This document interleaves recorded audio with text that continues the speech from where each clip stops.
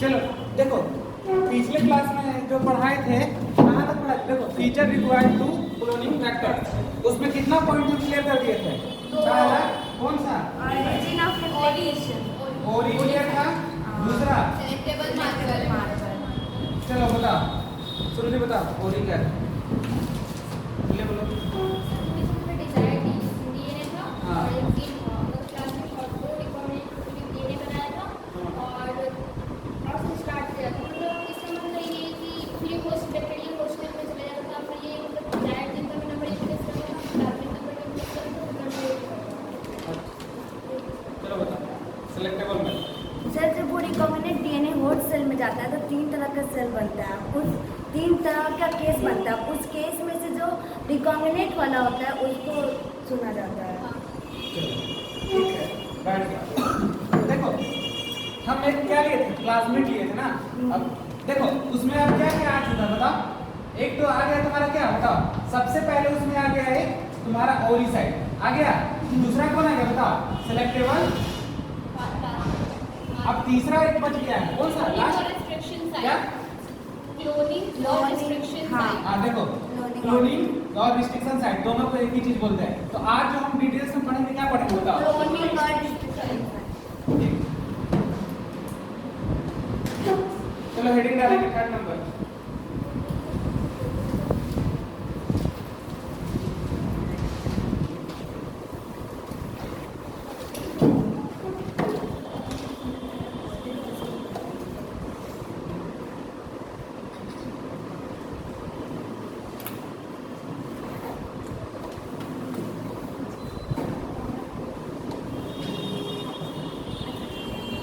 क्या हेडिंग होगा बता? देखो, क्लोनिंग और रिस्ट्रिक्शन साइट सेम ही चीज है, ठीक है ना?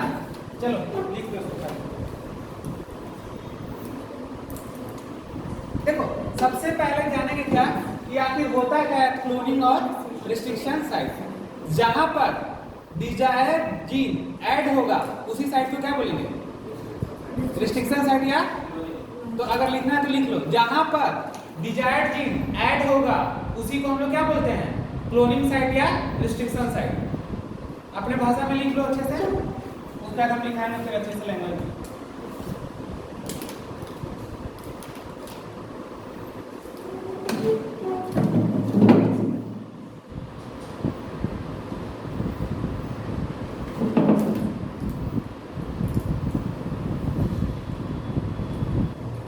जहां पर डिजायर्ड जीन ऐड हो उस पॉइंट को बोलते क्या? क्लोनिंग या रिस्ट्रिक्शन साइट।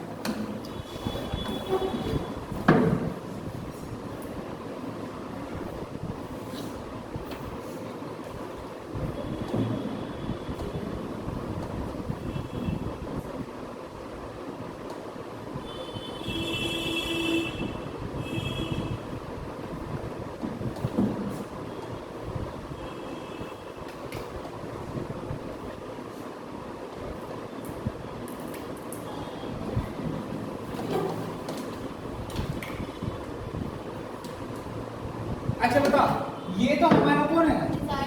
पूरा जीन है ना, तो पूरा जीन को लेंगे बताओ? नहीं लेंगे। कहीं पे एक पार्टिकुलर पॉइंट पे रहता है ना जीन, बताया था ये जीन।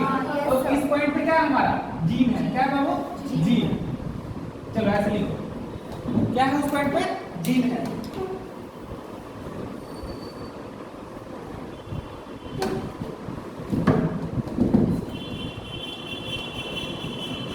कट भाई किससे करके निकालेंगे बताओ? रिस्ट्रिक्शन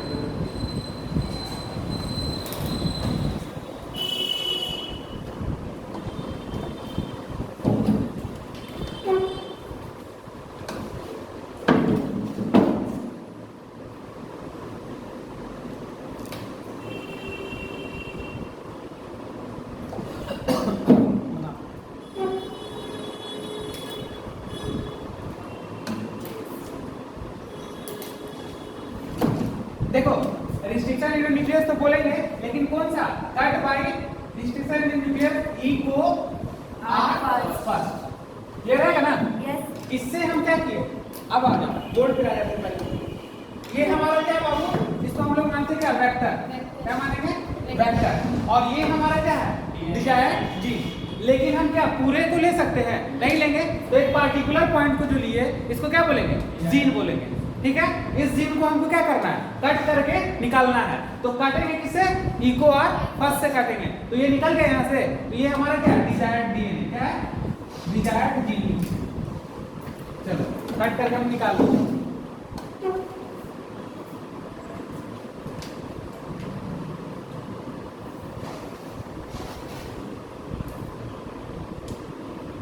अब देखो, ई तो काटे क्या तुम्हारा? इको आर फर्स्ट से। अब देखो इसमें ऐड करना है तो इसको काटेंगे ना, तभी तो ऐड आएगा ना, कि कहीं पे जोड़ दोगे, ऐसा तो नहीं होगा। तो इसको हम कट करेंगे। हमको एक चीज बताओ तुम लोग, इसको हमको कट करना है। क्या करना है? कट करना है। तो बताओ, हम जब जोड़ रहे हैं इको आर फर्स्ट से, हम डिजायर्ड जीन को काटे हैं, तो क्या दूसरे जीन से इसको काटेंगे कि इसी जीन से काटेंगे? ये बताओ। नहीं, देखो यही गलत हो गया। यहाँ पर भी हम इसको कट लगाएंगे किससे? इको आर फर्स्ट से ही। किससे कट लगाएंगे बाबू? इको आर फर्स्ट से क्या लगाएंगे? इसको कट करेंगे। कट बाई किससे किए बताओ? Eco R first. अब क्यों काटे, इसके पीछे रीजन है, पहले लिखो। तो देखो ये हमारा क्या हो गया? इको आर फर्स्ट हो गया, इसी से ना कट किए। अच्छा, जिस जगह पे कट किए इस पॉइंट को क्या बोलेंगे? क्लोनिंग या रिस्ट्रिक्शन साइट। क्या बोलेंगे? क्लोनिंग या रिस्ट्रिक्शन साइट लिखेंगे। तो ये कौन सा पॉइंट हो गया? Restriction site. और क्या बोलेंगे इसको? क्लोनिंग।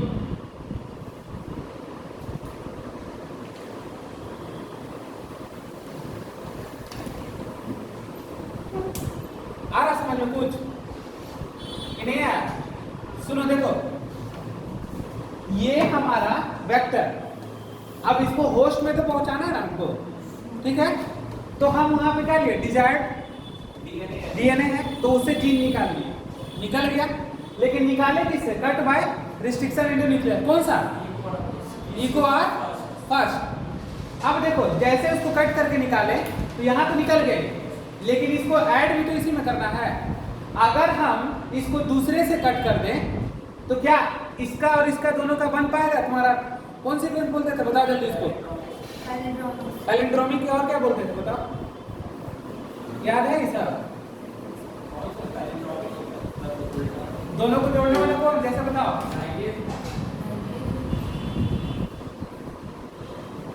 अब बताओ क्या बोलते थे? बताओ। कॉम्प्लीमेंट्री। याद नहीं है?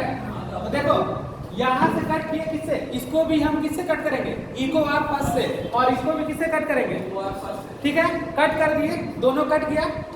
अब देखो जब हम यहाँ पे कट करेंगे तो यहाँ पर एक चीज आएगा, क्या तुम्हारा? स्ट्रैंड आ जाएगा। तो क्या लिखेंगे? GA कुछ भी। अब देखो जैसे कट किए यहाँ पे तो कैसा आ गया? आ गया। और इसका अगर हम सेम से काटते हैं, सेम रिस्ट्रिक्शन एंडोन्यूक्लियस से काटते हैं तो कैसा बनेगा? कॉम्प्लीमेंट्री बनेगा।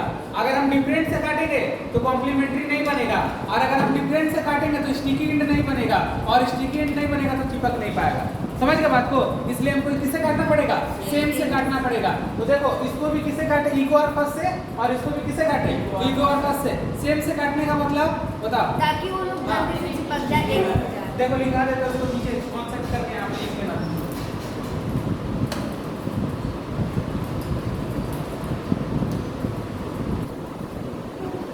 नोट लिखो।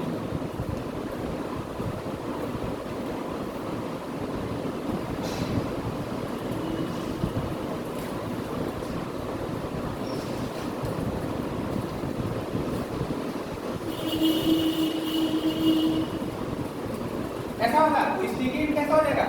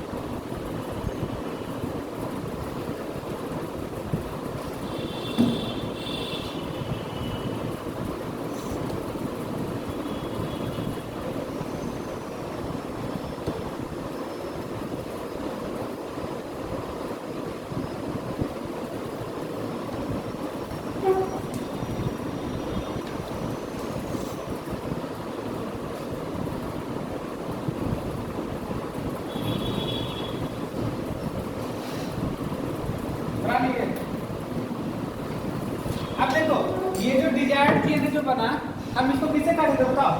इक्वाफस से। अब देखो ये डिजायर्ड डीएनए कहाँ पे आके ऐड हो जाएगा? इस पॉइंट पे आके क्या हो जाएगा? ऐड हो जाएगा। समझ गए? जब ये ऐड हो जाएगा तो देखो यहाँ पे ऐड हो जाएगा, तो ये बन गया तुम्हारा रिकॉम्बिनेंट डीएनए बन गया। अब इसको किसमें ट्रांसफर कर देंगे? होस्ट में। होस्ट में ट्रांसफर हो गया। कुछ समझ में आएगा? क्या समझ में आया बताओ?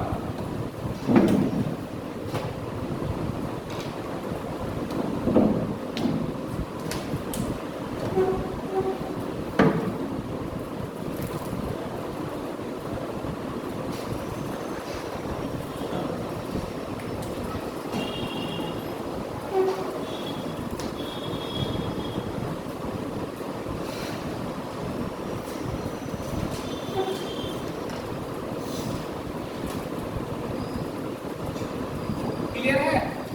तो दिक्कत?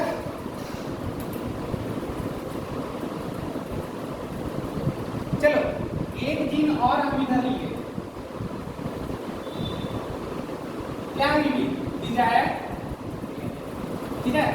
इसको भी मान लेते हम लोग डिजायर डीएनए।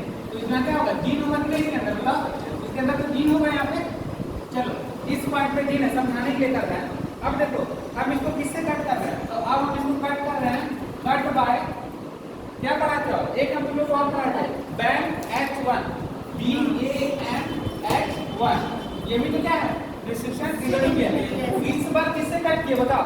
BAM-H1 और उससे पहले किससे कट किए? इक्वाफस से। ठीक है। अब इसको कट किए तो क्या इसका निकल जाएगा ना? डिजायर डीएनए निकल गया यहाँ से, निकल गया। तो ये क्या हो गया? डिजायर जी, ये आउट हो गया। लेकिन इस बार कटिंग किसका है? अब हमको ये बताओ कि यहाँ पर तुमको कहीं पे BAM-H1 दिख रहा? कहीं पे नहीं दिख रहा। तो हम इस पे कितना भी BAM-H1 डालेंगे, कितना भी उसके ऊपर डालते जाएंगे, तो क्या ये कट होगा कभी? क्योंकि इसका कहीं साइड ही नहीं है। क्योंकि इकोवाल फर्स्ट जब डाल रहे थे तो वहां पे साइड था, तभी तो कट कर दिया। लेकिन अब हम यहाँ पर ये रिस्ट्रिक्शन इंटरमीडिएट को कितना बार भी उस पे डाले तो कभी कट नहीं होगा। कभी कट होगा क्योंकि इसका कोई साइड ही नहीं है इस वेक्टर में। अगर ये साइड रहता, सपोज दैट क्या मान लो कि BAM-H1 रहता, अब इसको हम डालते तो ये कट कर लेता। लेकिन यहाँ तो है ही नहीं कोई साइड, नहीं है तो क्या ये कट कर पाएगा? और नहीं कट कर पाएगा तो क्या होगा? सिंपल रहेगा। क्या ये होस्ट पे पहुंच पाएगा?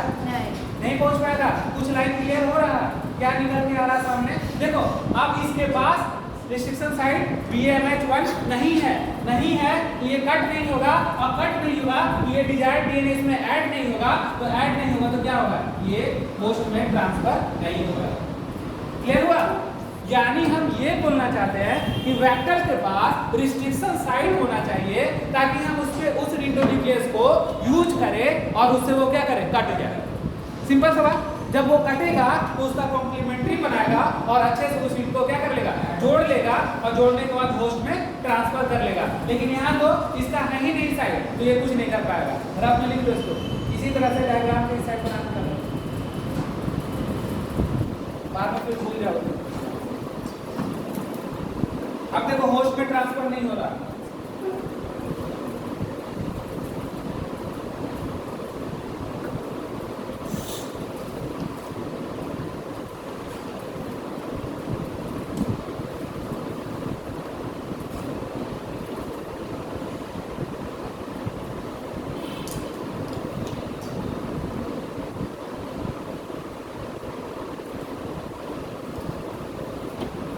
गया?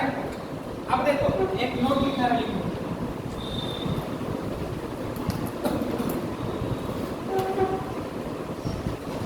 देखो जितना भी हिंदी में पॉइंट लिखा रहे हैं, समझ रहे हो बात को? उसको अच्छे से ध्यान में रखना। सब रिवीजन के वक्त ज्यादा नोट करके लिखना। देखो एक दूसरा नोट लिखा है, लिख लो। देखो बोल रहे एक वेक्टर के पास ना बाबू, एक वेक्टर, ये क्या है? सिंगल वेक्टर है ना?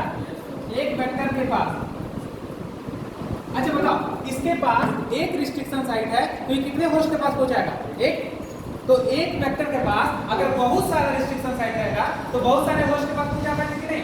इसलिए एक वेक्टर के पास बहुत सारे रिस्ट्रिक्शन साइट होना चाहिए ताकि हम उसको क्या करें? बहुत सारे होस्ट के पास ट्रांसफर कर सकें। तो लिखो एक वेक्टर के पास आदि के बहुत साइट होते हैं।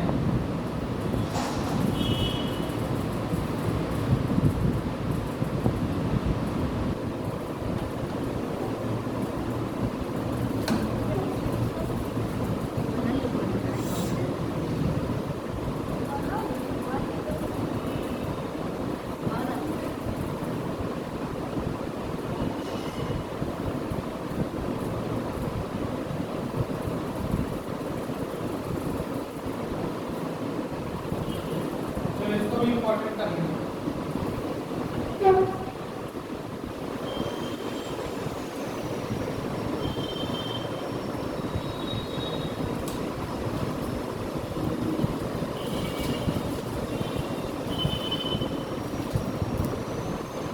डायग्राम बता दे।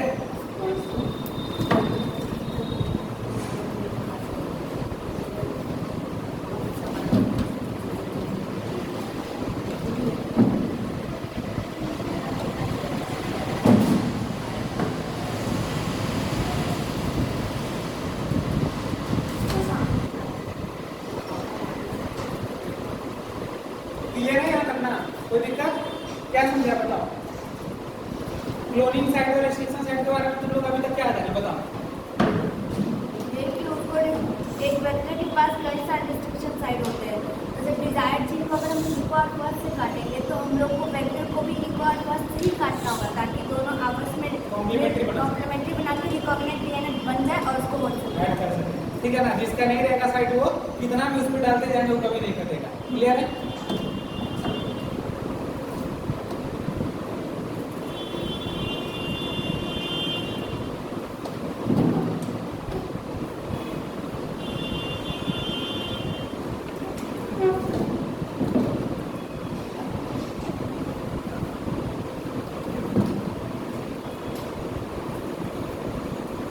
बनाना डायग्राम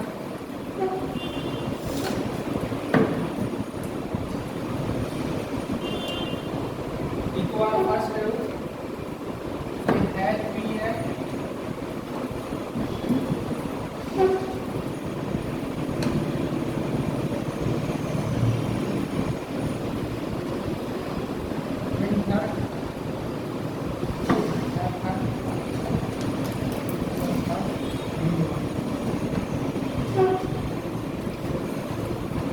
इसका नाम सुना क्या? समा फर्स्ट हाँ यस याद है ना? हैं। ये सब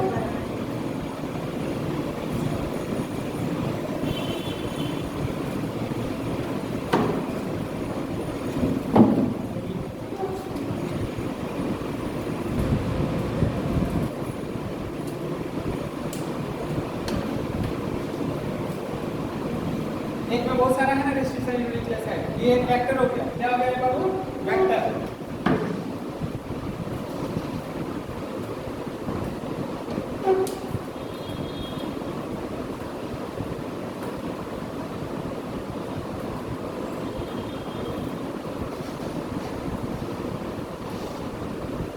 इसके जस्ट पार्ट जैसे ही एंड होगा तुरंत इसका वो वाला सेकंड पार्ट इसका स्टार्ट करेंगे। कौन? एग्रीकल्चर। ठीक है ना? एप्लीकेशन इसका प्रोसेस चल रहा उसका दिस एप्लीकेशन मतलब रीड हो जाएगा। हाँ, वो अभी स्टेप सब है स्टेप बताने में कोई बताएगा। ये क्लियर हुआ? अब चलो फिर से एक कॉन्सेप्ट बता रहे हैं। हम क्या कॉन्सेप्ट बताएं कि एक वेक्टर के पास कितने रिस्ट्रिक्शंस हैं? बहुत सारे बहुत सारे। और बहुत सारे तो क्या होगा बताओ? बहुत सारे होस्ट मिलेगा। लेकिन एक वेक्टर के पास एक ही इंडोन्यूक्लियस का बहुत सारा साइट, क्या दिक्कत हो जाएगा बताओ? समझो, फिर से सुनो, फिर समझा रहा हूं। एक वेक्टर के पास बहुत सारे रिस्ट्रिक्शन साइट। ठीक है? क्लियर? अब एक वेक्टर के पास एक रिस्ट्रिक्शन साइट के बहुत सारे यूनिट, एक रिस्ट्रिक्शन साइट के बहुत सारे यूनिट। देखो जैसे डायग्राम में ड्रॉ करके दिखा देता हूं। चलो इसी को चेंज कर रहे हैं। ये वेक्टर, ये जो पहला कॉन्सेप्ट है हमारा, देखो हमारा क्या है कि एक वेक्टर के पास बहुत सारे रिस्ट्रिक्शन साइट। अब जो दूसरा कॉन्सेप्ट है कि एक ही रिस्ट्रिक्शन साइट बहुत जगह पे है। तो मान लो देखो ये इको आर यहाँ पे भी है और इको आर फर्स्ट यहाँ पर भी है, अब यहाँ पर भी है और यहाँ पर भी है। आप समझ में आएगा? अच्छा। ये एक वेक्टर सब अलग अलग रिस्ट्रिक्शन साइट। अब ये एक वेक्टर एक ही रिस्ट्रिक्शन साइट लेकिन इसका बहुत सारा ही। समझे बात को? ये भी क्या वेक्टर है? बताओ घाटा क्या होगा यहाँ? क्या दिक्कत हो सकता है बताओ? कि ये सिर्फ इको और फर्स्ट से ही कटेगा और किसी से नहीं। अभी देखो, अब तुम लोग देखो क्या हो सकता है। देखो थोड़ा सा सोचो, थोड़ा सा देखो। साइंस है, थोड़ा सा दिमाग को अप्लाई किया जाता है, थोड़ा सा सोचो आखिर क्या हो सकता है। और हम क्या कॉन्सेप्ट सिखाए शुरू में तुम लोग नहीं होगा। अच्छा ये बताओ, हम जो शुरू में बताया कि वेक्टर था, उसको रिस्ट्रिक्शन साइड काटा, कितना इंट से काटा? एक ई को आ रही था, कितना इंट पे काटा?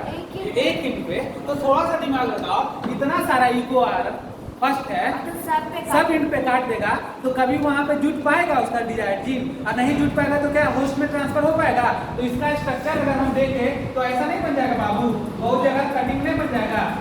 दिक्कत है कि नहीं है बताओ? अगर हम एक ही वेक्टर को बहुत जगह काट देंगे तो इसमें कभी जोड़ पाएंगे? नहीं जोड़ पाएंगे, तो इससे दिक्कत हम लोग को क्या है? यही होगा। और यहाँ पे अगर डिजायर्ड जीन नहीं जुटेगा तो क्या होगा? फिर होस्ट में रिकॉम्बिनेंट नहीं बनेगा और होस्ट में ट्रांसफर नहीं होगा। तो देखो इसको बना दो, दिखाते हैं हमें। तो देखो यहाँ भी कट लग गया, यहाँ भी कट लग गया, यहाँ भी कट लग गया, यहाँ भी कट लग गया, यहाँ भी कट लग गया। अब बताओ एक वेक्टर में इतना सारा कट लग गया, कहाँ कहाँ जोड़ोगे डिजायर्ड जीन? तो खराब हो गया ना। इसलिए एक वेक्टर के पास बहुत सारे रिस्ट्रिक्शन साइट होने चाहिए, पर एक वेक्टर के पास एक ही रिस्ट्रिक्शन साइट का बहुत सारा यूज नहीं होना चाहिए। समझ रहे बात को? इसको हम लिखाएंगे अच्छे से, क्योंकि एनसीईआरटी में इसी को लिखा है। समझ रहे बात को? बना लो पूरा प्रोडक्ट। अब देखो इसका बहुत सारा टुकड़ा, तो अब यहाँ पे डिजायर्ड जीन ऐड करने में क्या होगा? दिक्कत हो जाएगा।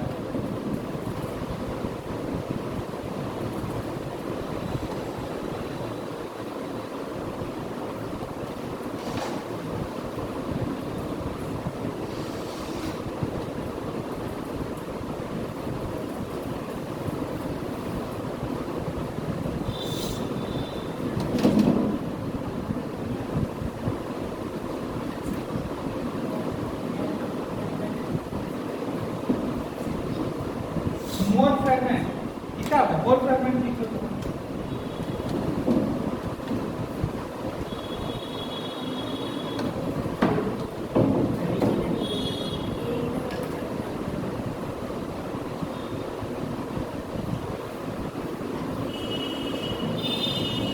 अब समझ गए क्या लिखे? मोर फ्रेगमेंट डिफिकल्ट टू ऐड क्या? Desired gene.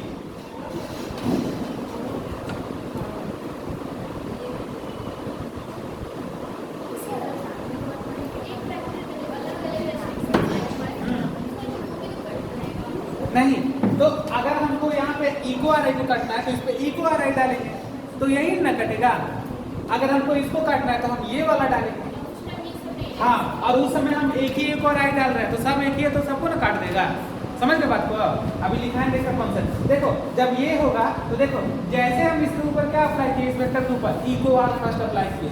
ये देखो यहाँ भी कट कर देगा, यहाँ भी कट कर दिया, यहाँ भी कट कर दिया, और यहाँ भी क्या कर दिया? कट कर दिया। समझ गए बात को? जैसे हम वेक्टर पे इको आर फर्स्ट डाले तो सब जगह कट कर दिया, और कट कर दिया तो फ्रेगमेंट पे बट गया, और जैसे फ्रेगमेंट पे बटेगा नहीं बनेगा, और नहीं बनेगा तो उसमें ट्रांसफर। यानी समझ रहे मोटा मोटा बात क्या बोल रहे हैं? यानी कि यही बोलना चाह रहे हैं कि फिर से सुनो, एक वेक्टर के पास क्या और दूसरा कौन सा?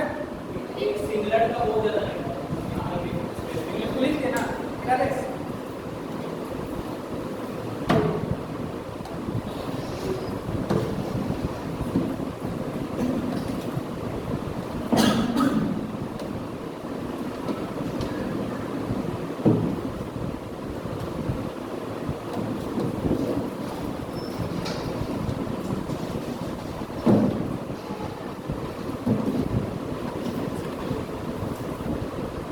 तीसरा नोट लिखो फिर से।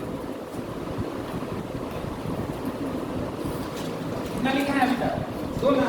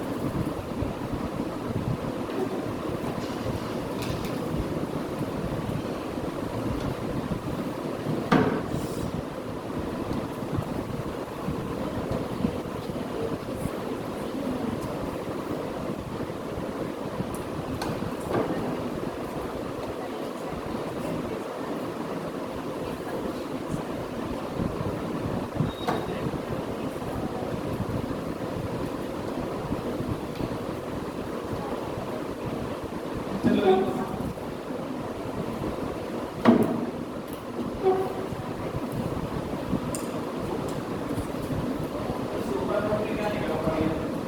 एक की ही मोर साइड मतलब ज्यादा साइड हो जाए तो मोर फ्रेगमेंट, अब मोर फ्रेगमेंट जिससे ऐड होने में क्या होगा, प्रॉब्लम होगा। लिख लो इसको। देखो अभी लग रहा होगा कि आपको सब चीज आ रहा है, लेकिन फिर क्लास जैसे होगा ना, मिस रिवीजन करोगे फिर भूल जाओगे सब चीज। तो ये एक ही चीज नहीं ना पढ़ना है तुम लोगों को,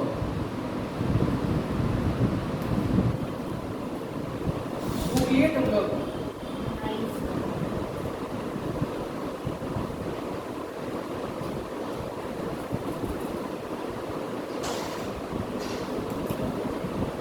हो गया हो गया। Yes.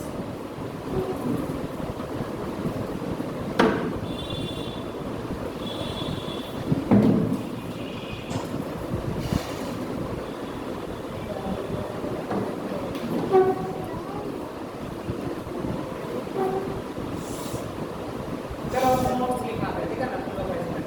अब देखो क्लोरीन वेक्टर में पॉइंट लिखा है, क्या क्या पहले पढ़ाए हैं देख लो जल्दी से।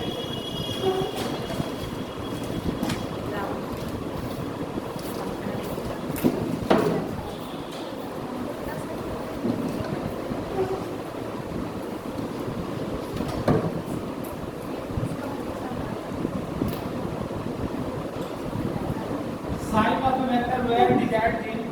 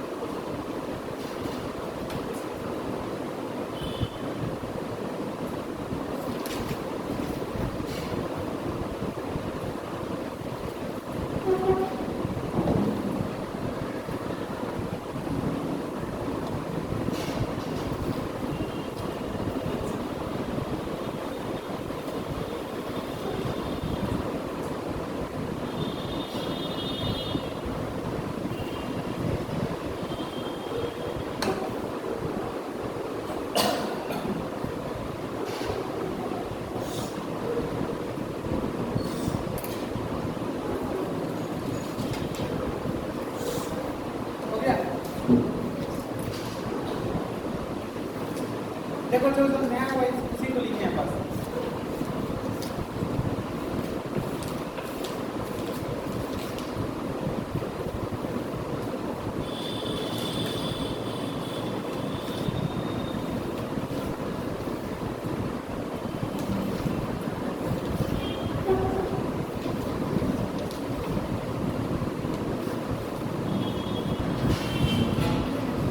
चलो देखो वही लाइन लिखा हुआ सारा सब समझा दिया अच्छे से।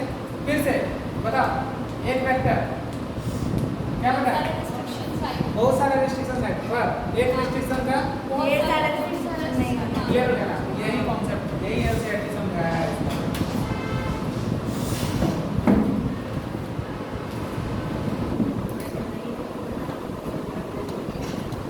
एनसीईआरटी निकालो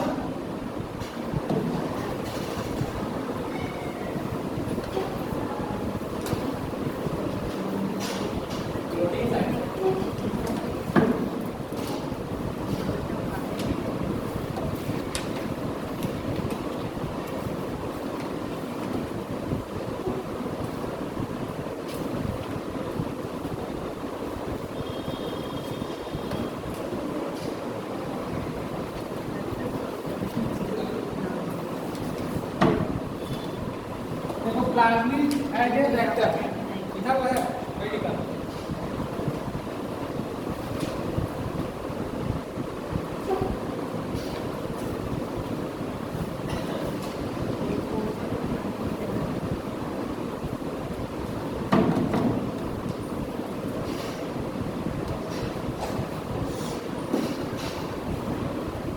plasmid are extra chromosomal DNA.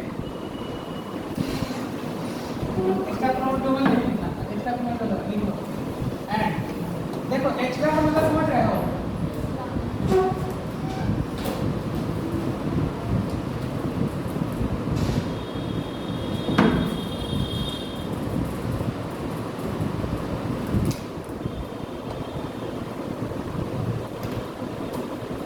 autonomously replicating of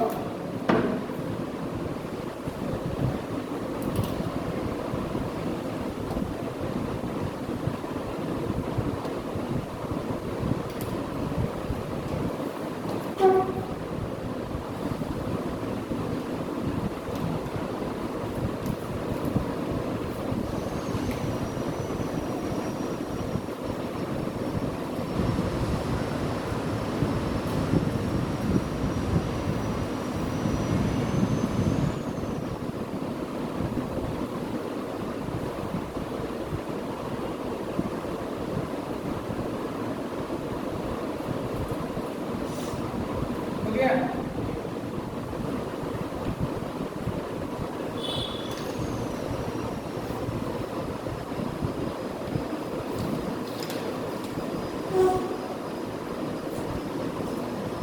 चलो इसका मतलब समझो,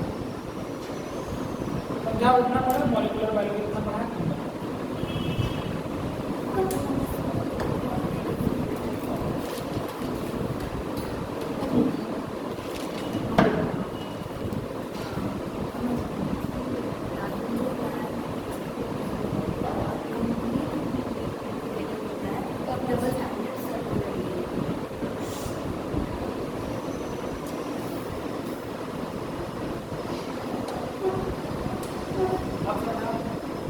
तो प्लाज्मिड जो होता है वो एक एक्स्ट्रा क्रोमोसोमल होता है और कंप्लीट रिप्लेटिंग होता है डबल स्टैंडर्ड सर्कुलर डीएनए। देखो ये एक सेल है, सेल के पास एक मेन डीएनए तो रहेगा, ये तो बात है। मेन डीएनए के अलावा एक छोटा डीएनए, इसको क्या बोलते हैं? प्लाज्मिड। इसलिए क्या बोलते हैं? प्लाज्मिड आर एक्स्ट्रा क्रोमोसोम और क्या ऑटोनोमसली रेप्लिकेट। अब देखो ऑटोनोमसली रेप्लिकेट का मतलब क्या होता है? तो इसके पास ओरी साइड रहेगा, क्या रहेगा? ओरी साइड रहेगा। और ओरी साइड का काम क्या बताओ? ऑरिजिन ऑफ रेप्लिकेशन, और रेप्लिकेट करके क्या बना देगा?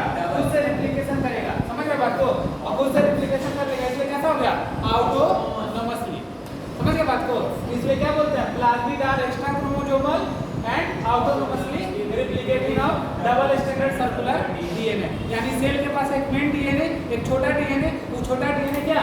इस डीएनए के अलावा डीएनए, इसलिए इसको क्या एक्स्ट्रा क्रोमोसोम, क्या बोलेंगे मेन डीएनए के अलावा जो डीएनए पाया जा रहा है इसको क्या बोलेंगे हाँ। अब प्लाज्मिड क्या है ऑटोनोमसली है क्योंकि इसके पास कौन सा साइट है ओरी साइट है और ओरी का नाम क्या काम है ऑरिजिन ऑफ रिप्लिकेशन। अब क्लियर हो गया ना इसको।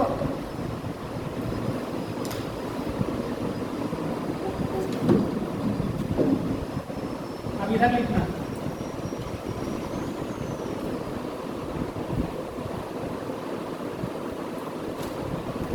एचआरटी के डायग्राम में क्या दिया जल्दी बताओ PBr 322 लिखो एग्जांपल PBr 322 यही ना है।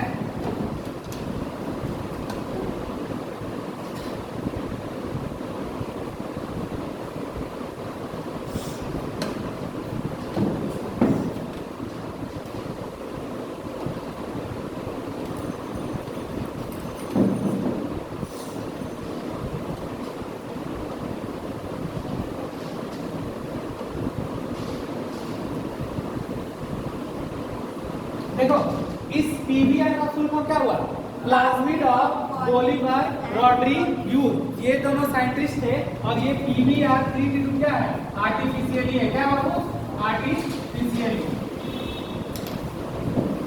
ये दोनों साइंटिस्ट मिलके क्या बनाए थे पीबीआर 322 को जो क्या है आर्टिफिशियली है।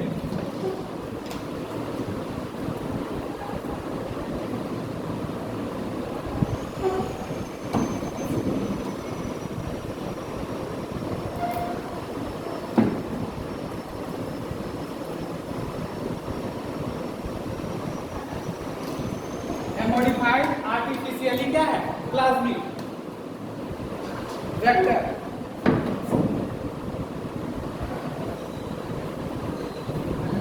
लिखो जल्दी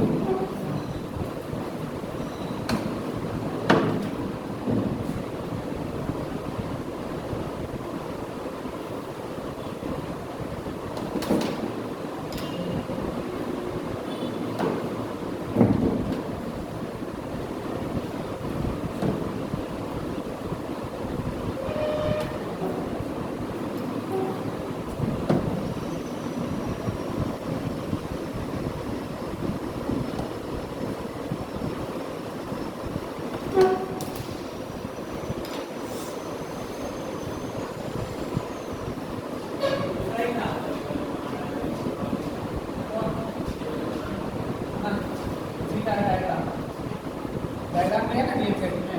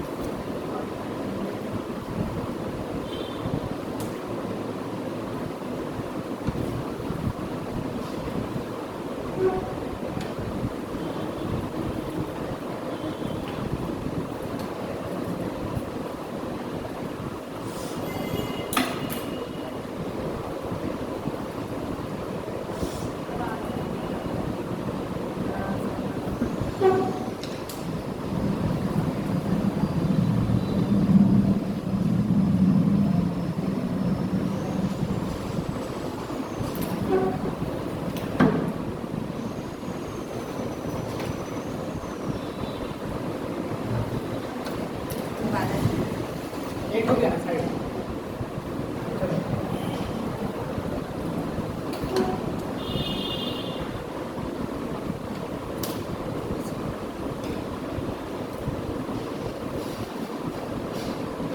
देखो ये किसका डायग्राम है बताओ पीबीआर 322 का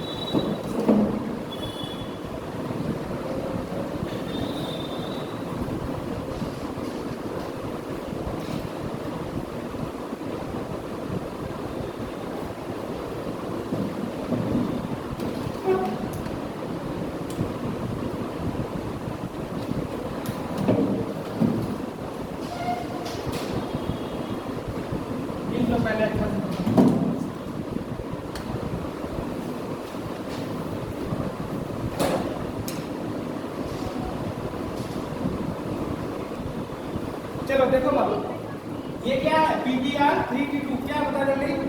प्लाज्मिड वेक्टर है ना? देखो कितना रिस्ट्रिक्शन साइट है। अच्छा हम बताओ शुरू में क्या पढ़ा था? Feature of gene cloning vector. कौन कौन सा साइट था? कौन कौन सा चीज में पढ़ना था हम लोग को? कौन कौन? हाँ हाँ, इसमें बताओ तीनों है कि नहीं है?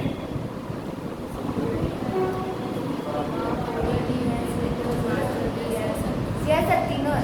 तीनों है। अब कंप्लीट हो गया पूरा, ठीक है ना? ये हमारा क्या है? PPR 3T2। देखो PPR 3T2 कैसा है? आर्टिफिशियल। सुनो, और क्या है? प्लाज्मिड ऑफ कौन?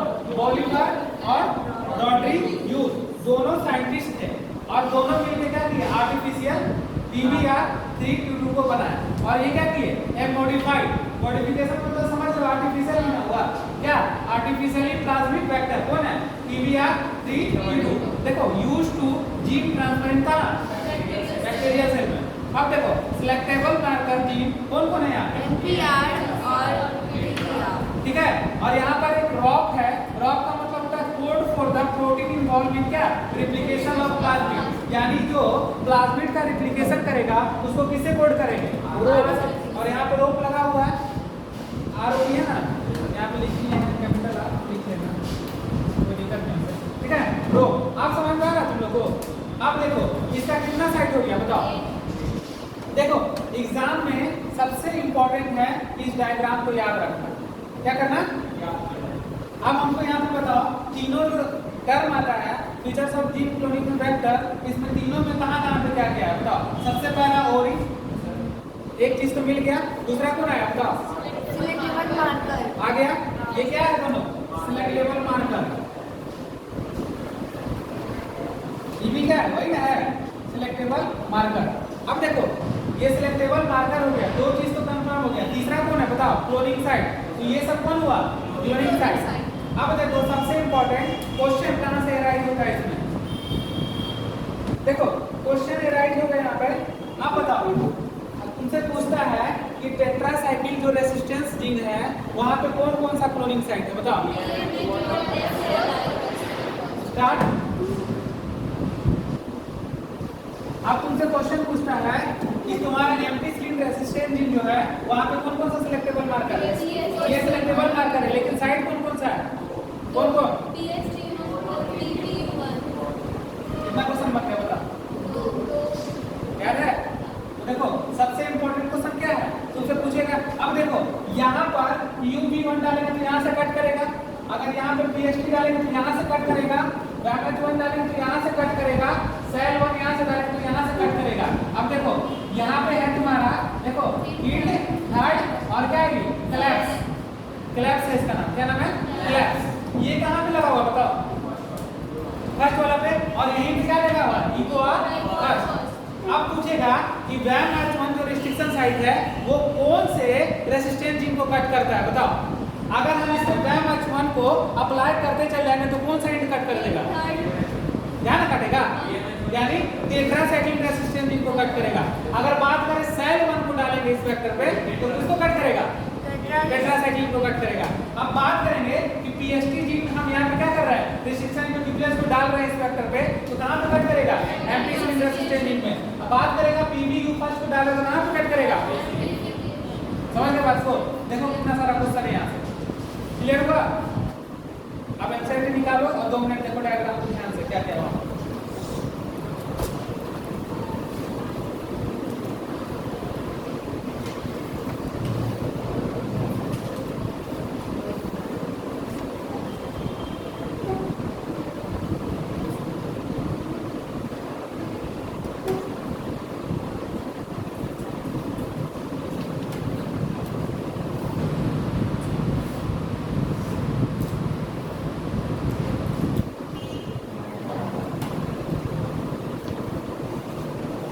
एक चीज और देखो यहाँ पे रोप। रोप का मतलब कोड फॉर द प्रोटीन बाद में रिप्लेस। देखो ये रोप का काम क्या है? तो ये पहले RNA बनाएगा और RNA बना तो प्रोटीन डालेगा और प्रोटीन के बाद कहाँ पहुंचा जाएगा? ओरी के पास। ऑरिजिन का काम क्या है? Origin of replication. क्लियर हो गया? ये था तुम्हारा क्या TBR3 222 का डायग्राम। जल्दी से देखो तो।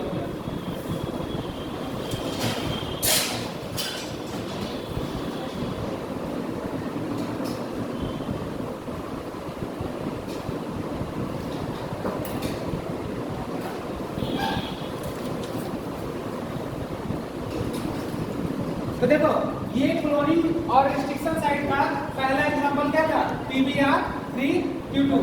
सुनो फिर से याद करो, अगर हम राइबोसोम को कट करें तो कौन सा सिलेक्टेबल मार्कर के पास कटेगा? मार्कर के पास कटेगा टेट्रासाइक्लिन, टेट्रासाइक्लिन। और टेट्रासाइक्लिन क्या? Resistance gene.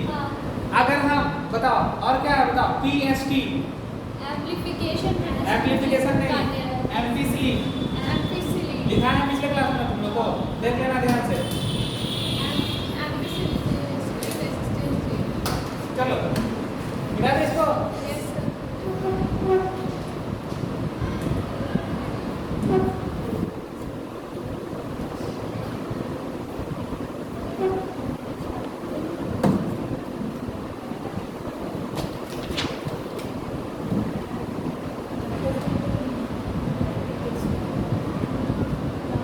नेक्स्ट स्टार्ट करते हैं बाबू।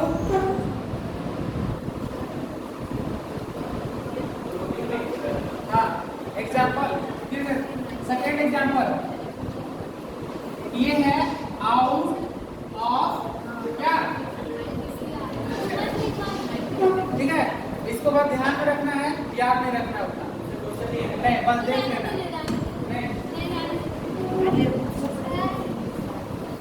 PUC18 लिखो, PUC19, PUC19।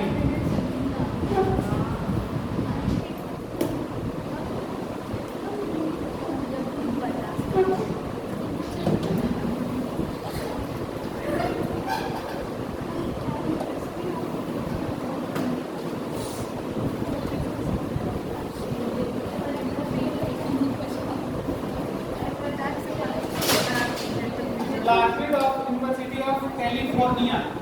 हाँ कैलिफोर्निया। लिखो।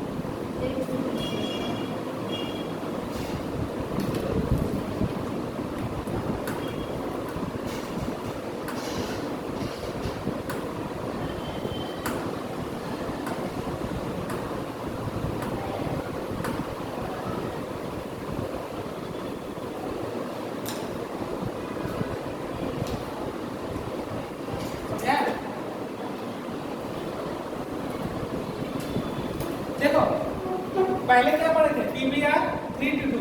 अब दूसरा कौन है? PUC। ये दोनों आउट ऑफ एनसीईआरटी है, बट ये एनसीईआरटी है, ठीक है ना?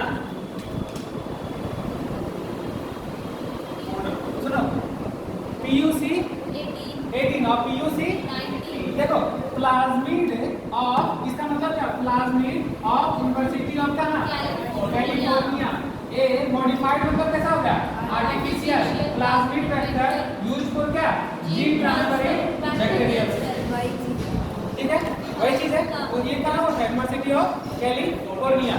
अब यहाँ देखो, 4th नंबर पे आता है TI प्लाज्मिड और 5th नंबर पे आता है RI प्लाज्मिड। तो देखो, TI प्लाज्मिड का फुल फॉर्म होता है ट्यूमर इंड्यूसिंग प्लाज्मिड। क्या होता है? Tumour inducing plasmid. तो देखो, और यहाँ पे आता है क्या? RI प्लाज्मिड, यानी रूट इंड्यूसिंग प्लाज्मिड। अब ये दोनों का यूज कहाँ करेंगे? जब हमको किसी डायकोट प्लांट में किसी जीन को पहुंचाना होगा तो यही दोनों क्या करेंगे? यूज करेंगे। समझ गए इसको? TI प्लाज्मिड और RI प्लाज्मिड। ठीक है, अब देखो, अब नीचे है क्या? ये क्या है? तो ये नेचुरल क्या है? प्लाज्मिड वेक्टर है। ये आर्टिफिशियल नहीं है। कैसा है? इसके मैकेनिज्म को हम लोग आगे पढ़ेंगे, अभी नहीं, ठीक है ना? Size of desired gene transfer bye क्या? प्लाज्मिड। डिपेंड करेगा कि अगर इतना से इतना साइज होगा, यानी 0.5 kb से लेकर 8 kb तक रहेगा, तभी जीन ट्रांसफर हो पाएगा। समझ गए बात को? तो कैसा जीन में होगा? स्मॉल जीन में। कैसा जीन में होगा? अब ये तो स्मॉल जीन हो गया। अब इससे थोड़ा बड़ा होगा तब क्या यूज करेंगे? उससे बड़ा होगा तब क्या यूज करेंगे? और उससे बड़ा होगा तब क्या यूज करेंगे? तो पहला तो क्लियर हो गया। अब चलो बेटा इसको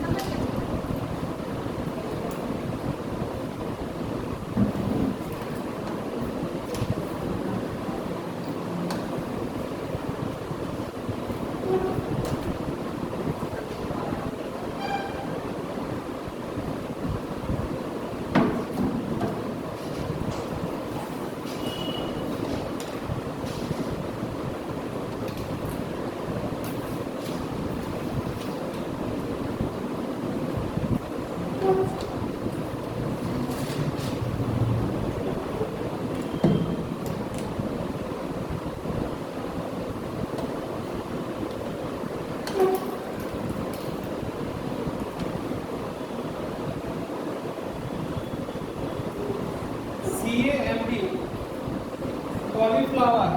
क्या हो? क्या था कॉलीफ्लावर?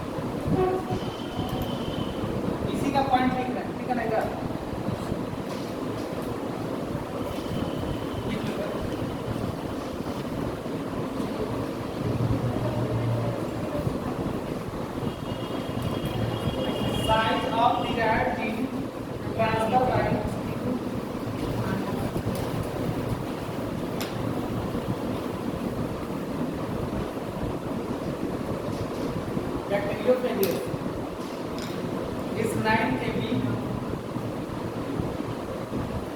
to 23 kb. बढ़ा कि नहीं बढ़ा? बढ़ गया ना, तो उससे बड़ा हो गया।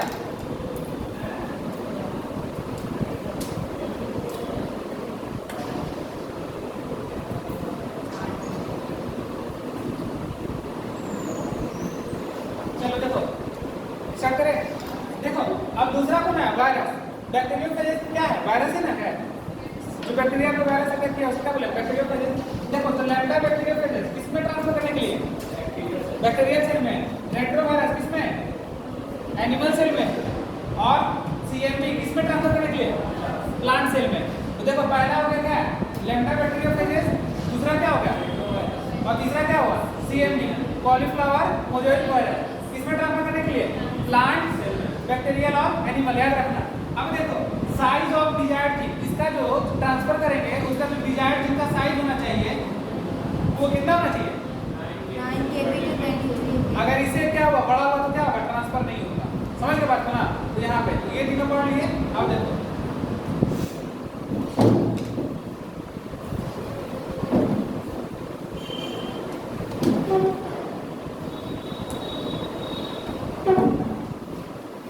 तुम लोग भी रफ करके लिखना। क्या करके लिखना? रफ। देखो क्या समझा रहे हैं। ये है बैक्टीरियल सेल। क्या बाबू?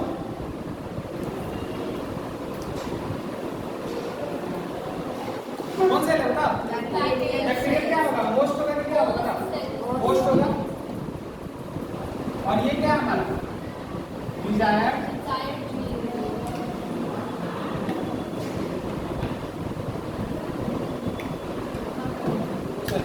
बना ऐसे। इसका हम एक साइज ले लिए कितना? 15 kb। कितना ले लिए? 15 kb। कितना ले लिए? 15 kb साइज।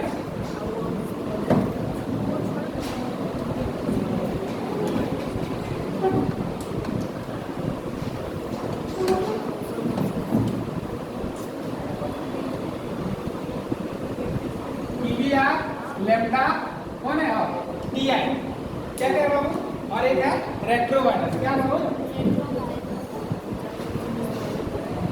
चलो बताओ। अब हम देखो जाने में हम एक बैक्टीरियल सेल ले लिए और इस डिजायर्ड जीन को ले लिए और इस डिजायर्ड जीन का साइज कितना है? और हमको इस कोष्ठ के अंदर डाल देना है। बताओ क्या यूज करेंगे उसमें? बताओ।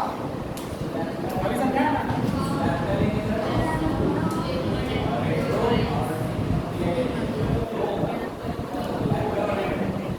चलेंगे? लैम्डा और रेट्रोवायरस सही बोल रहे हैं। इतना मार मारेगा। लैम्डा कैसे लेंगे?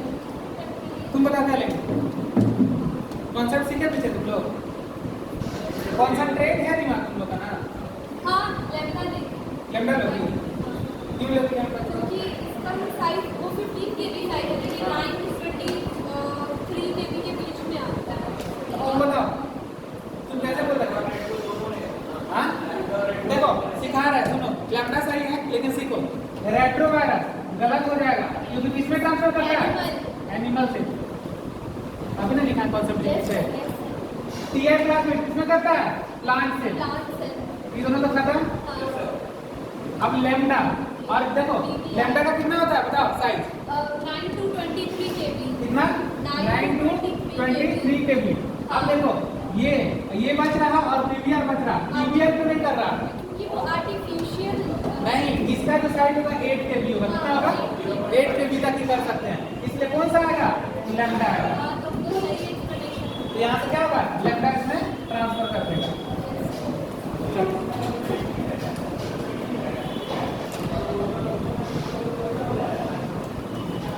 अच्छा बताओ एक चीज बताओ, यहाँ से क्या क्लियर हो रहा? तुम लोग बताओ। क्वेश्चन है selection of vector based on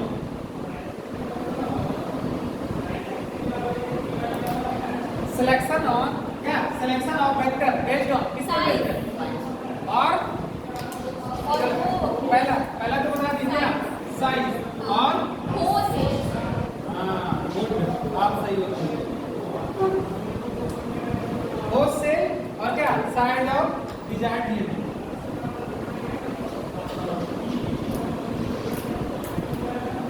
इसी पर डिपेंड करेगा।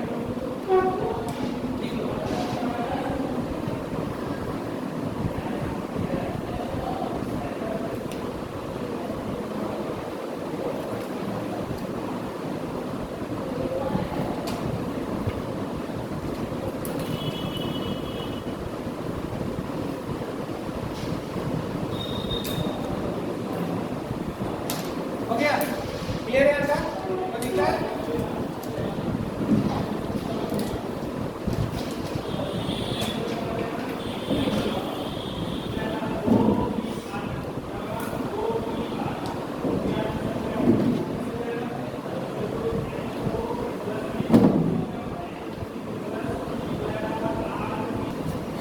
चलो देखो अच्छा बताओ क्या क्या बताए थे कि क्या क्या रिक्वायरमेंट चाहिए था बताओ के लिए क्या जल्दी बताओ समोसा खाने के लिए क्या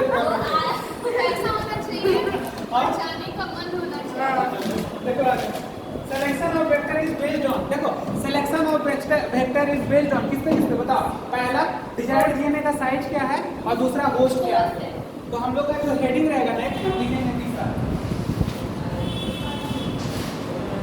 डिजायर्ड जीन कौन जीन बाबू डिजायर्ड जीन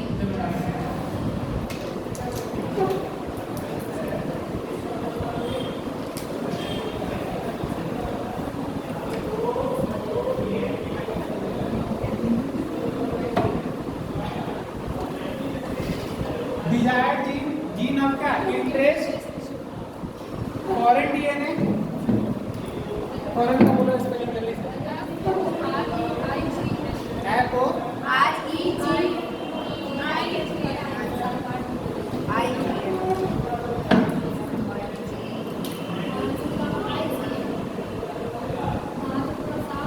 ठीक है देखो desired gene gene of interest foreign DNA और एलियन डीएनए या फिर alien DNA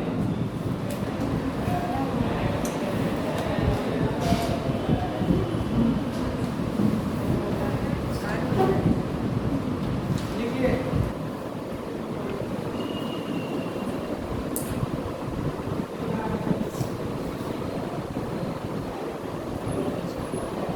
desired gene is that gene which is transferred into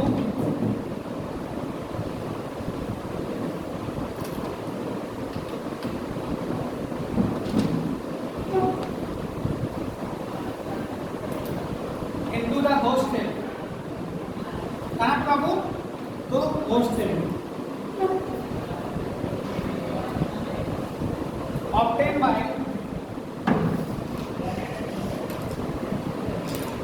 following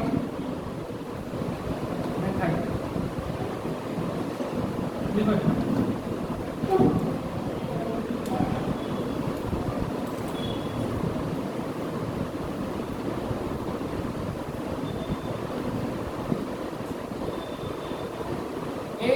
random method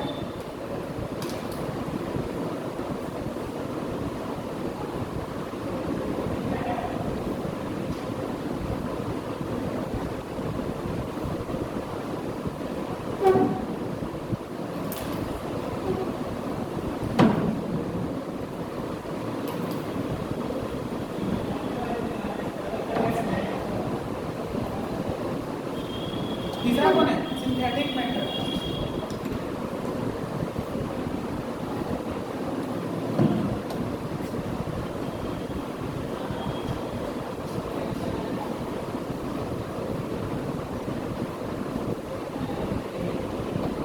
चलो हो गया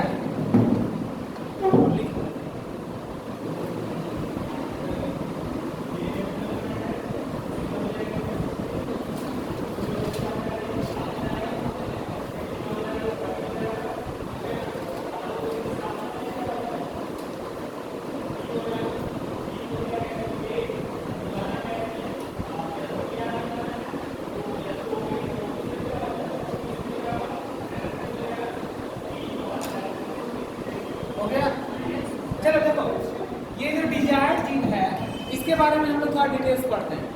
ये जो डिजायर्ड जीन है इसको क्या बोल सकते हैं? Desired gene gene of interest और क्या बोल सकते हैं? फॉरेन कहने का मतलब क्या समझते हैं? बाहर से है। तो ये देखिए फॉरेनर आउट ऑफ इंडिया से है फॉरेन डीएनए, ठीक है ना। अब देखो एलियन डीएनए क्या होता है बताओ? दूसरा गोला से वो भी बाहरी वाला बाहर का डीएनए डाले तो क्या करें? सारा एक ही चीज में होगा। देखो desired gene is that gene which is transferred into the obtained by following method. मतलब कि एक डिजायर्ड जीन को ऑब्टेन करने के लिए कितना मेथड चाहिए? तीन। पहला कौन मेथड?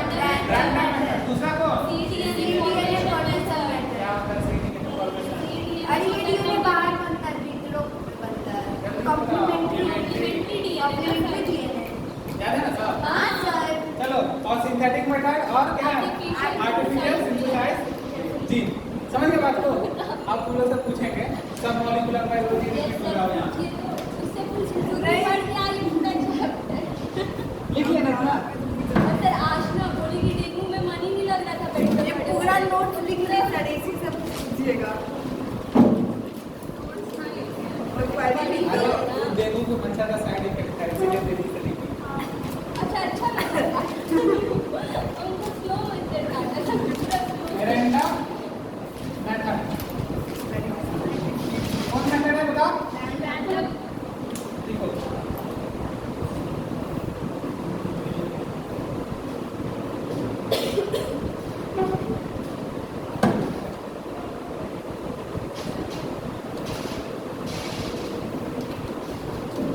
कितना साइज ले लिए इसका बताओ? और इसका सीक्वेंस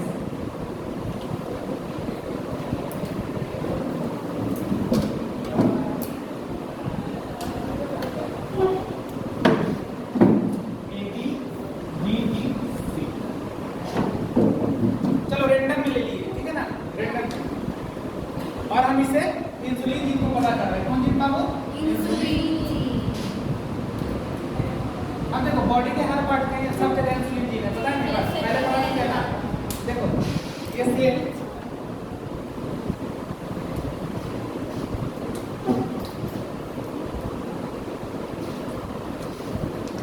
सेल के अंदर है जीन।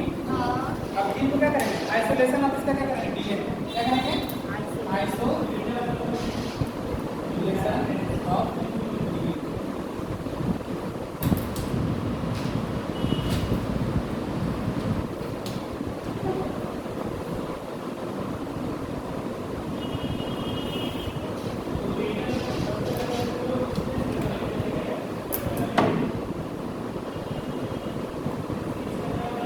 कट बाय किससे?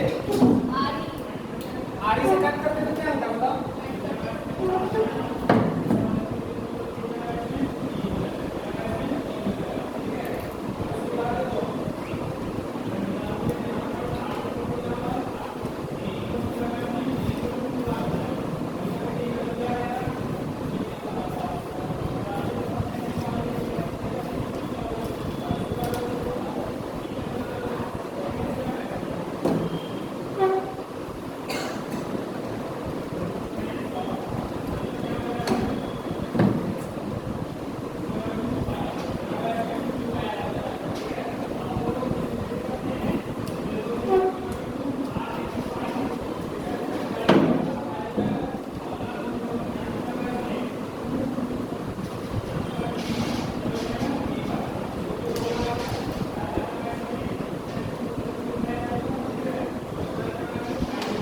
क्या है जी?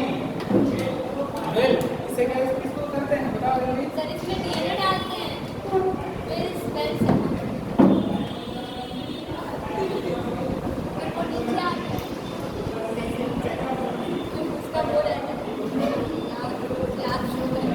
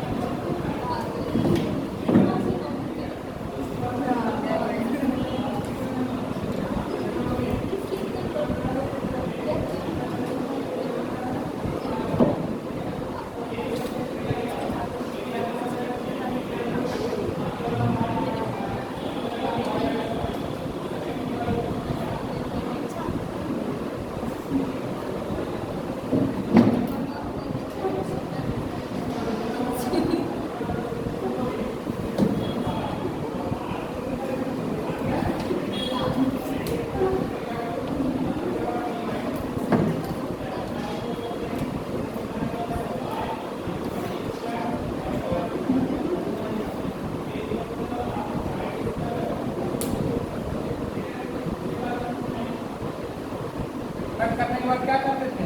करने के बाद वो सेल में डाल देते हैं। तब हम नहीं वो अच्छा ये बोल रहे हैं, हाँ इसको मेल्ट कर देते सर, मेल्ट करेंगे तो निकल जाएगा सब दिमाग में। दिमाग लगा है। उन लोग भी जैसा मेरा दिमाग यस लगा है। सर, बादाम खा के।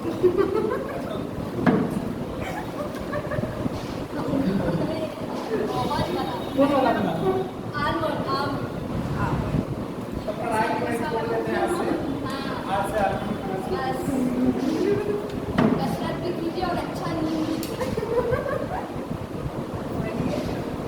पढ़ लीजिए जब मन करे। काम हो जाता है।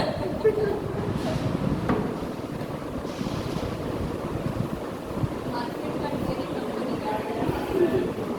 अब वो तुम लिखोगे नहीं, अब बता देंगे।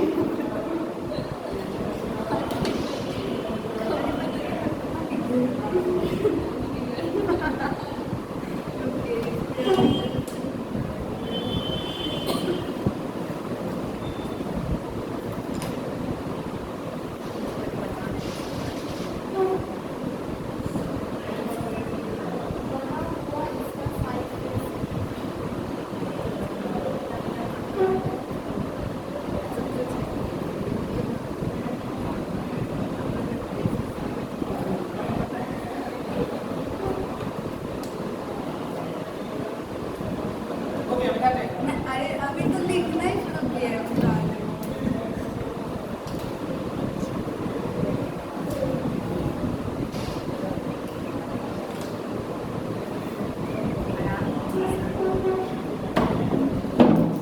अरे सर वो नहीं लिखे थे। अच्छा हम लिख रहे हैं फिर से। लिख के क्या बेटा? सही है। ये साइंस लिखना जरूरी है। जरूरी नहीं है, जरूरी नहीं है तो सारी बातें की।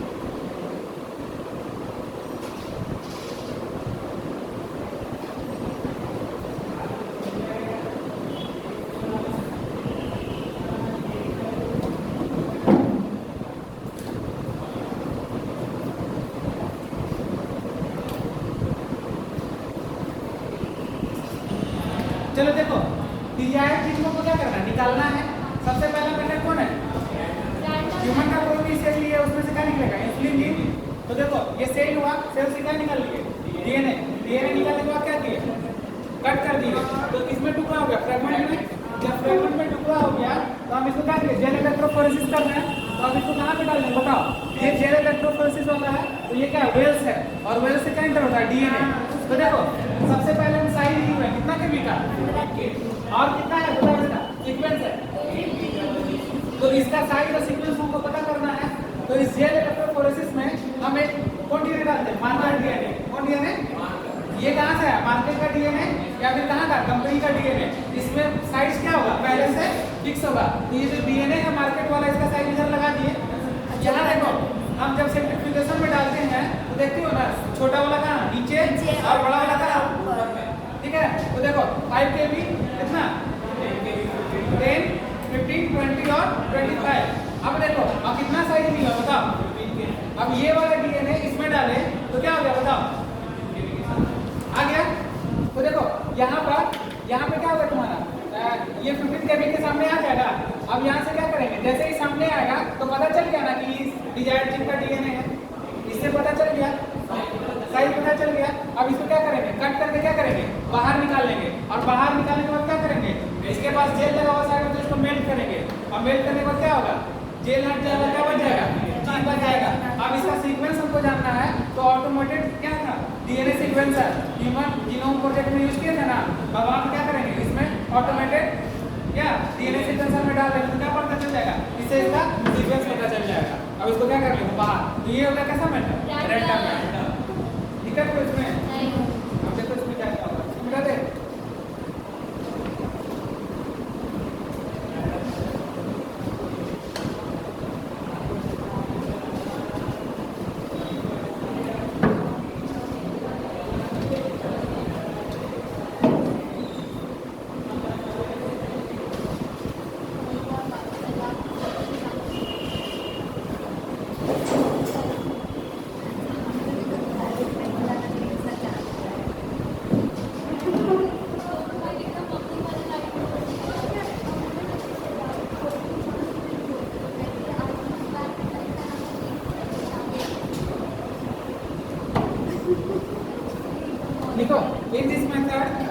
DNA is cut by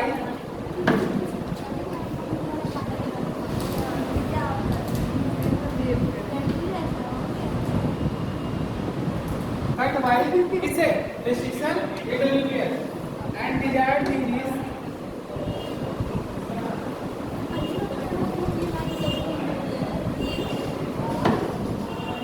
क्या करेंगे selected by किससे जेल इलेक्ट्रोफोरेसिस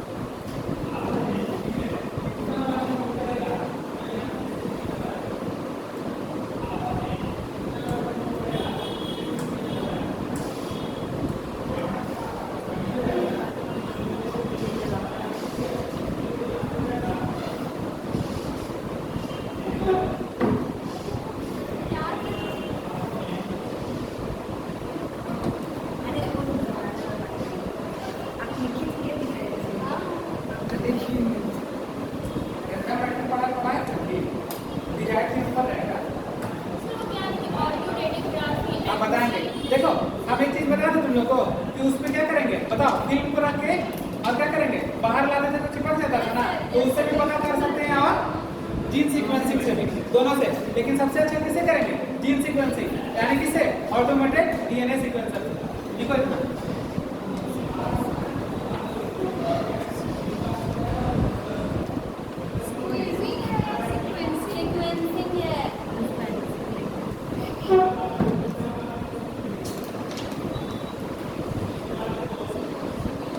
थोड़ा मैनेज कर लो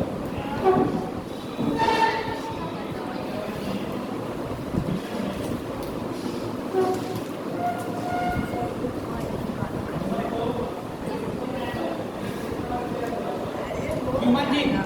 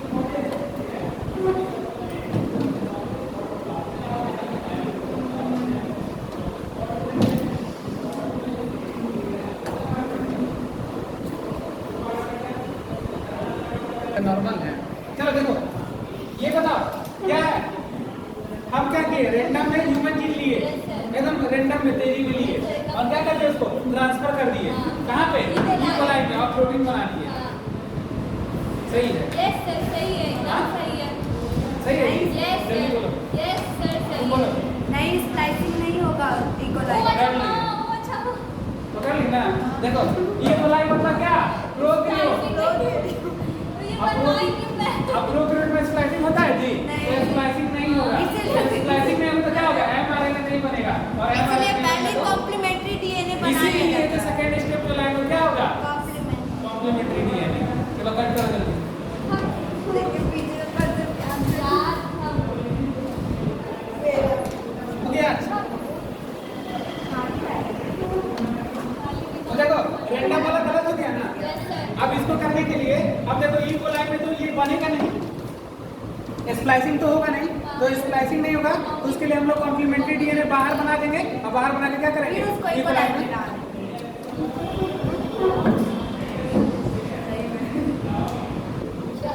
ये सुनी भी नहीं।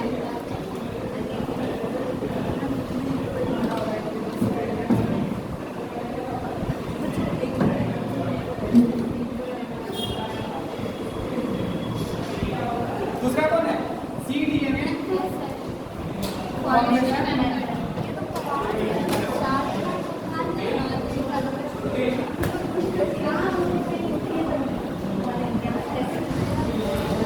सी डीएनए फॉर्मेशन में लिखो।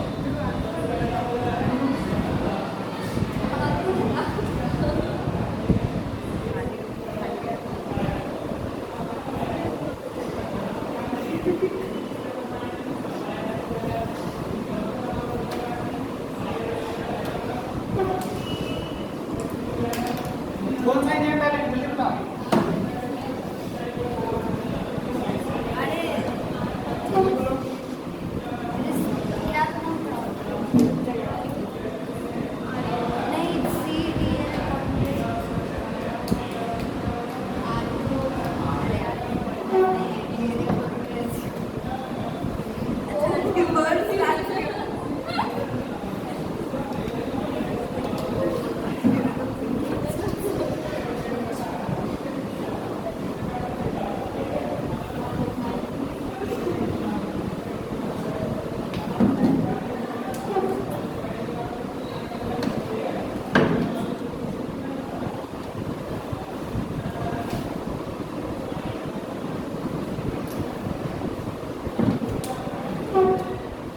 कैसा बन गया बताओ? एकदम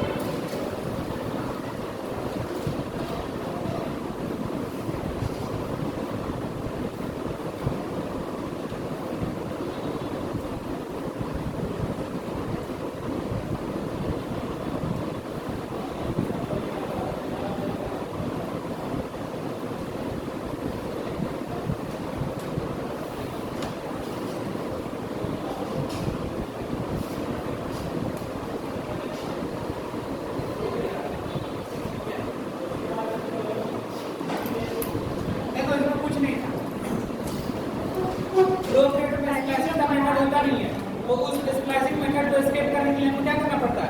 कॉम्प्लीमेंट्री डीएनए बनाना पड़ता है। और कॉम्प्लीमेंट्री डीएनए बनाने के लिए कौन सा मेथड? रिवर्स ट्रांसक्रिप्शन से यूज करेंगे। जैसे वो cDNA बना उसको हम किसमें? बैक्टीरियल सेल में ट्रांसफर कर देंगे और वो बैक्टीरियल सेल में cDNA डायरेक्ट आ जाएगा। अब यहाँ पे स्प्लाइसिंग का कोई जरूरत नहीं, वो mRNA का फॉर्मेशन करेगा, देन वो प्रोटीन का फॉर्मेशन कर देगा और एंजाइम का फॉर्मेशन हो जाएगा। तो दो मेथड समझ गए, एक रैंडम और cDNA तो रैंडम के क्या गलती हो गया तो बता? स्प्लाइसिंग जो नहीं हुआ, लेकिन अब cDNA से क्या होगा? स्प्लाइसिंग बाहरी हो गया। चलो 100 मेथड हो गया।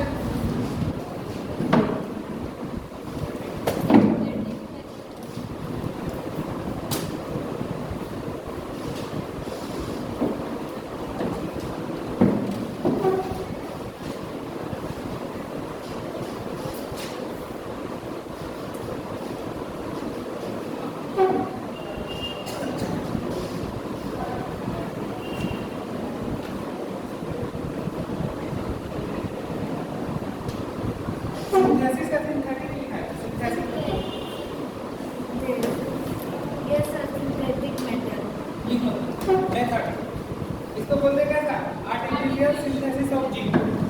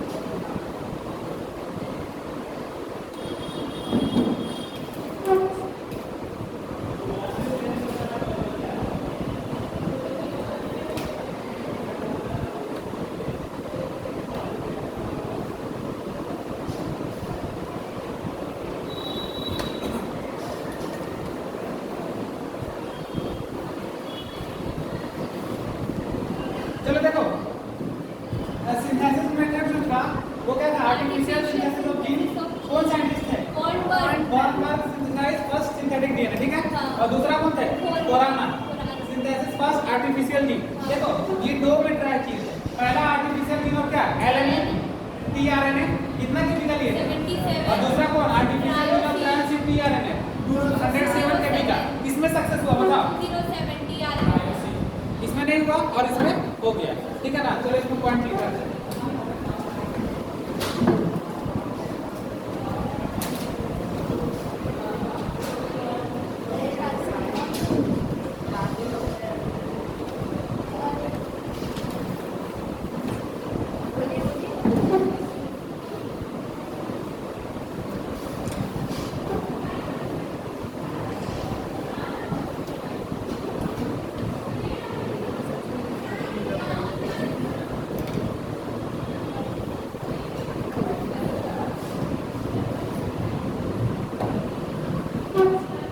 Please synthesize the gene coding for each alkaline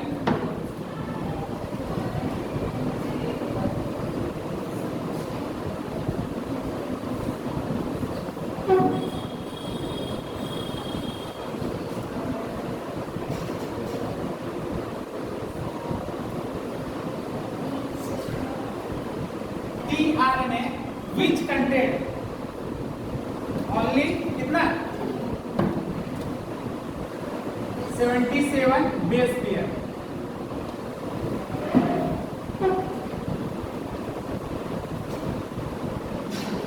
अच्छा वहां पे के भी नहीं था, थोड़ा सा पूरा सुधार कर लेना। वहां के भी लिखा दिए थे, उसको बेस पेयर कर लेना, थोड़ा गलती हो गई, ठीक है? 77 base pair.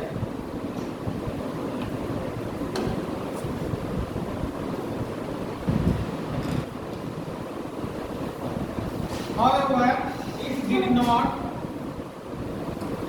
function in the cell। क्या किया? सेल में फंक्शन कर रहा था? नहीं।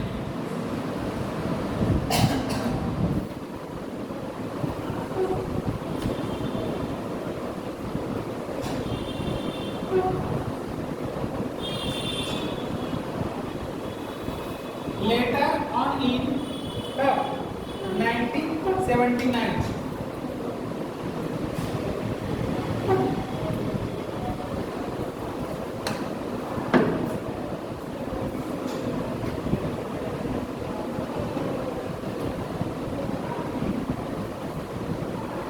Khorana is able to synthesize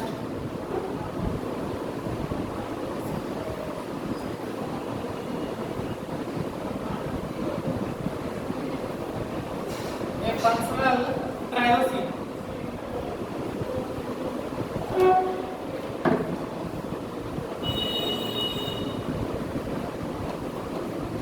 tRNA gene में 207 base pair।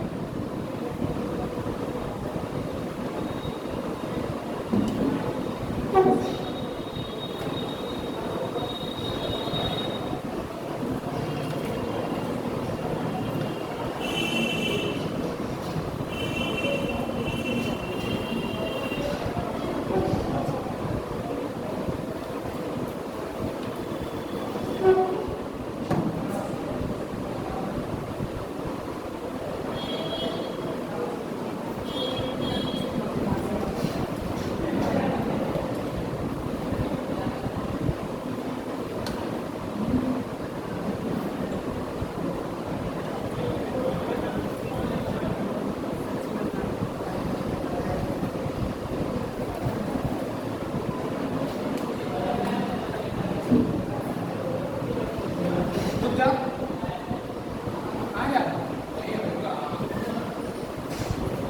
हो गया? जो पॉइंट समझाया उसी को लिखना है। बिना देखे। हाँ सर।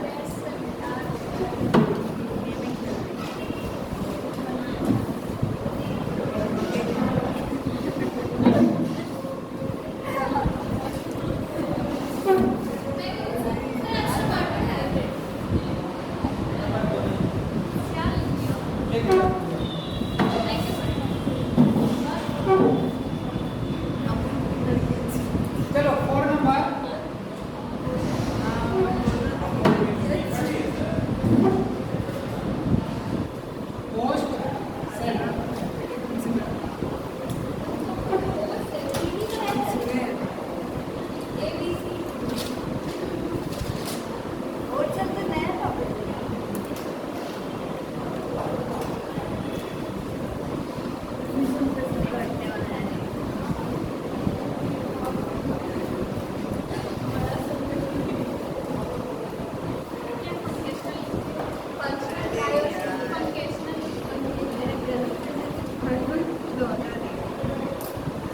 गया।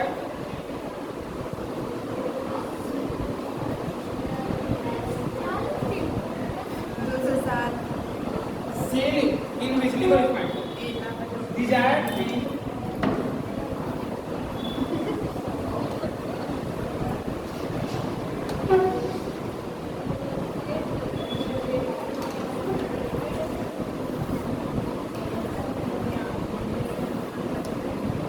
is to be introduced.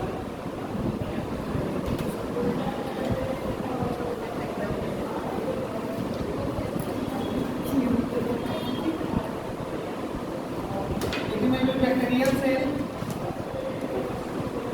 plant cell, animal cell, yeast cell.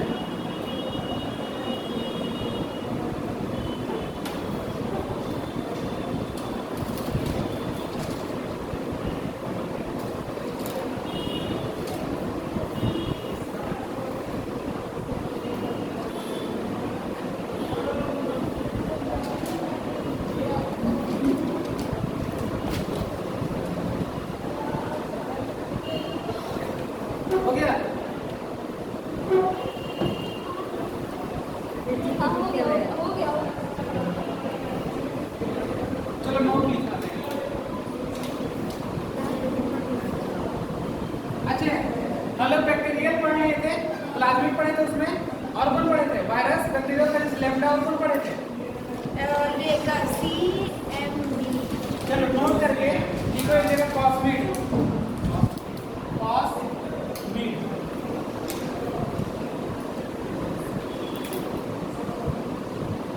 ये भी आर्टिफिशियली है, कैसा है? Artificially.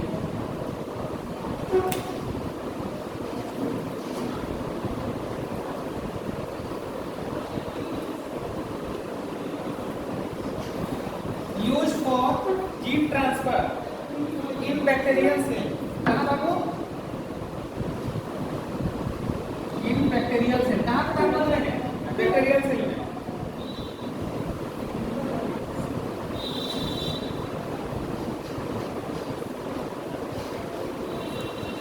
Size of desired gene.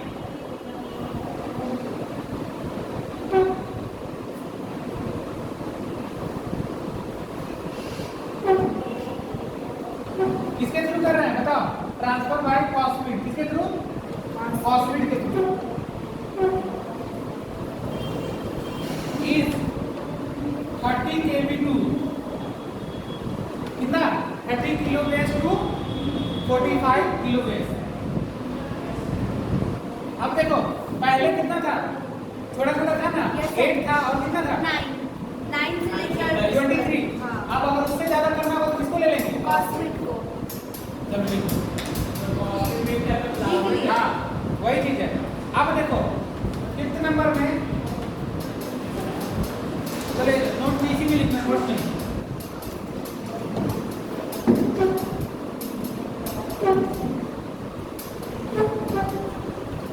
BAC क्या था? अपन कॉन्टेक्ट का पढ़ा चुके हैं सब चीज।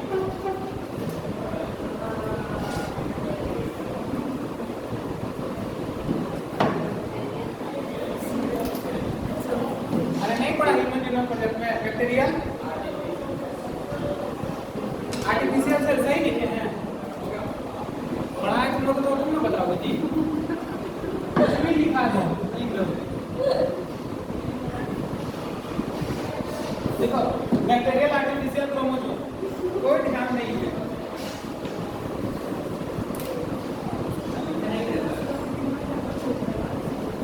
Use for gene transfer.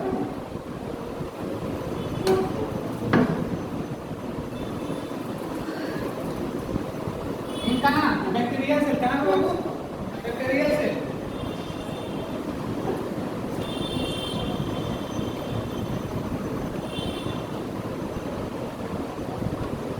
Size of desired gene transfer by किसके थ्रू? BAC।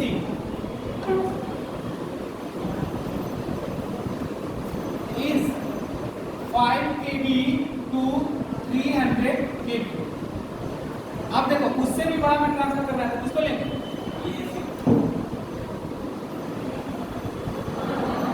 आप बताओ इसका फुल फॉर्म।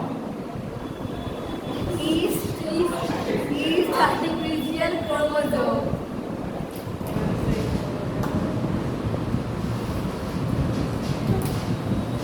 कि ये ऐसा क्रोमोसोम है ना? अभी भी डॉक्टर जी सही है। ये याद था। हाँ।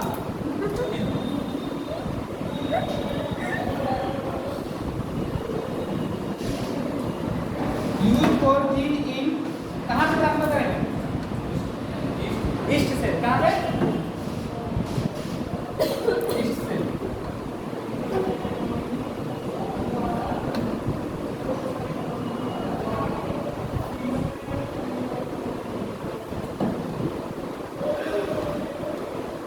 Size of desired gene transfer by YAC is 1000 kilobase to 2000 kilobase। चलो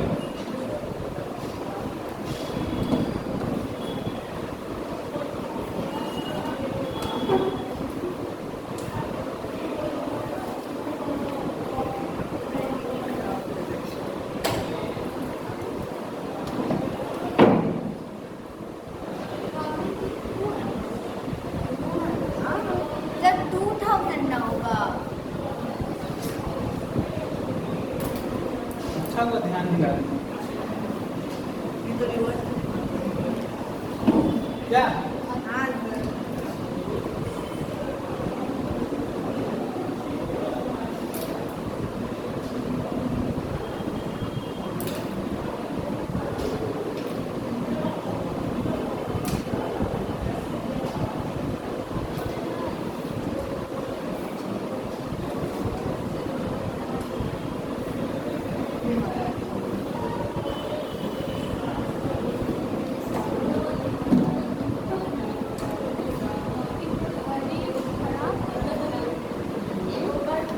पता है?